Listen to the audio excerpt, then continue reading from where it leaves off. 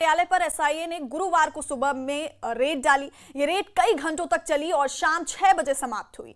SIA की team इस दौरान डिजिटल सबूत, दस्तावेज और अन्य सामग्री अपने साथ ले गई। कश्मीर टाइम्स के दफ्तर पर यह कार्रवाई जम्मू और कश्मीर के अंदर और बाहर काम कर रहे अलगाववादी और दूसरे देश विरोधी संगठनों के साथ क्रिमिनल साजिश में शामिल होने के लिए दर्ज केस की जांच के सिलसिले में की गई। कश्मीर टाइम्स के ऑफिस में रेड और सर्च के दौरान हथियार और गोला बारूद बरामद हुए, जिनमें एक पिस्टल AK-47 और पिस्टल की गोलियां और ग्रेनेड सेफ्टी लीवर शामिल हैं।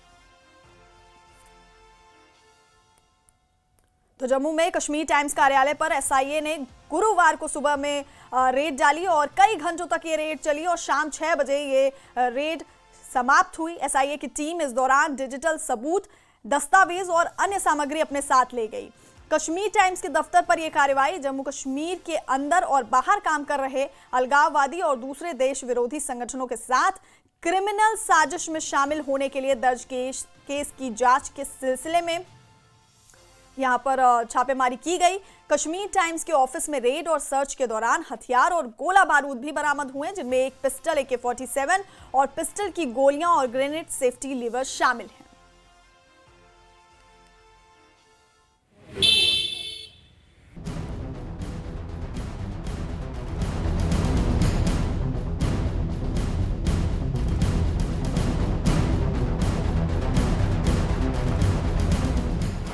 जम्मू के रेजिडेंसी रोड स्थित कश्मीर टाइम्स के मुख्यालय में वीरवार को स्टेट इन्वेस्टिगेशन एजेंसी यानी एसआईए ने छापेमारी की। ये कार्रवाई उस FIR के बाद हुई है जो कुछ दिन पहले इसी अखबार के खिलाफ दर्ज की गई थी, जिसमें अखबार पर आरोप लगाया गया था कि उसने ऐसी सामग्री प्रकाशित की जो देश की संप्रभुता के लिए हानिकारक हो सकती थी और जिसमें भ्रामक जानकारी होने की संभावना है।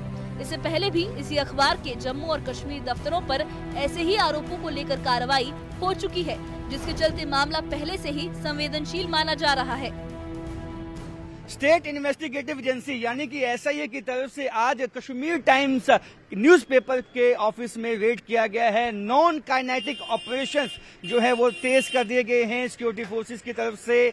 लगातार जो इनपुट्स इंटेल जो है वो जांच एजेंसियों के पास पहुंच रहे हैं, उसकी बिना पे ये रेड्स की जा रही हैं। देख सकते हैं कि एसआईए के इस वक्त ऑफिशियल्स जो हैं वो इस वक्त कश्मीर टाइम्स बिल्डिंग में मौजूद हैं और अगर सूत्रों की माने तो कश्मीर टाइम्स पे पहले भी जो है एंटी नेशनल कंटेंट लिखने के बिना पे जो है कई दफा रेड हो चुके हैं और ये एक एसआईए के पास FIR दर्ज हुई थी एक केस में, जिसकी बिना पे आज ये रेड्स किए गए हैं। लगातार जो है वो जांच एजेंसियां तमाम उन जगहों पे रेड्स कर रही हैं जहां से एंटी नेशनल लोगों को सपोर्ट या समर्थन देने की बात सामने आ रही है।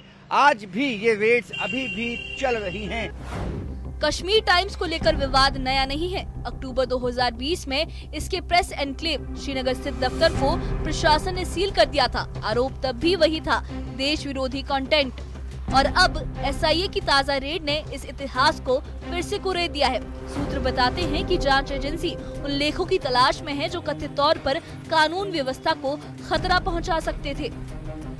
लगातार चाहे वो कश्मीर घाटी हो चाहे वो जम्मू हो, दोनों जगह पे जो है लगातार जो है ये रेड्स हो रही हैं। हालांकि कश्मीर टाइम्स जो न्यूज़पेपर है वो कुछ देर पहले ही बंद हो चुका है, लेकिन इसकी वेबसाइट अभी भी चालू है और ऐसे में एसआईए के पास जो है पुख्ता इंटेल पहुंचा था, जिसकी बिना पे FIR को दर्ज किया गया था और उसी बिना पे आज रेड किया गया है। अब जो डिजिटल सबूत हैं या बाकी जो कंटेंट यहाँ से वो एसआईए की टीम जो है वो उठाएगी और उसकी जांच की जाएगी और किस तरह से ये पेपर जो है एंटी नेशनल फोर्सेस को सपोर्ट कर रहा था, किस तरह से उन तक मदद इसके हवाले से पहुंच रही थी, इन सब चीजों की जांच होगी। और ये अपने आप में बड़ा मामला इसलिए बन जाता है क्योंकि कश्मीर टाइम्स बहुत ही पुराना जो है न्यूज़पेपर है और कई दफा यहाँ पे जो है इससे पहले भी रेड्स हुए हैं, लेकिन आज का रेड्स जिस तरह की कड़ी में हुआ है ये कहीं ना कहीं बहुत बड़ा जो है कदम माना जा सकता है। उधर अनंतनाग में भी सुरक्षा एजेंसियां लगातार सक्रिय हैं। जीएमसी अस्पताल में वीरवार को भी लॉकर्स की व्यापक तलाशी ली गई। ये कार्रवाई हाल ही में हुए दिल्ली धमाके और इसी जीएमसी में एक डॉक्टर के लॉकर से AK-47 राइफल मिलने के बाद तेज की गई है। पुलिस और अस्पताल प्रशासन की संयुक्त टीम बिना दावे वाले लॉकर्स की जाँच कर रही है ताकि किसी भी संदिग्ध गतिविधि को रोका जा सके। गवर्नमेंट मेडिकल कॉलेज अनंतनाग में आज बाद दोपहर जो रेड्स कंडक्ट की गई और ये इंस्पेक्शन या रेड जो है ये बिल्कुल अस्पताल इंतज़ामिया के साथ, आप ये देख सकते हैं पहले विजुअल्स में, यहाँ पुलिस ने जो लॉकर्स हैं डॉक्टर्स के लॉकर्स उनका मिसयूज़ ना हो उसके हवाले से यहाँ पे चेकिंग का सिलसिला जो है वो शुरू किया।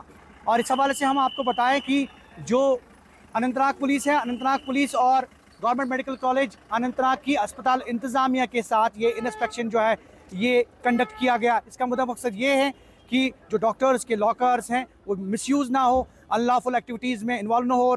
और आपको यहाँ पे ये बात काबिल ज़िक्र है कि इससे पहले गवर्नमेंट मेडिकल कॉलेज अनंतनाग में एक लॉकर से एक राइफ़ल बरामद की गई थी। उसके बाद ये सिलसिला जो है तलाशी कार्रवाई का शुरू किया गया। इसी बीच कठुआ जिले के दरमनी गांव से भी सुरक्षा एजेंसियों को सतर्क करने वाली सूचना मिली। स्थानीय निवासी नरेंद्र कुमार को खेतों में 2 संदिग्ध शेल मिले। सूचना मिलते ही रामकोट पुलिस चौकी की टीम मौके पर पहुंची, इलाके की घेराबंदी की और शेल को बम निष्क्रिय दस्ते BDS को सौंपा। टीम अभी शेल को सुरक्षित तरीके से निष्क्रिय करने की प्रक्रिया में जुटी है।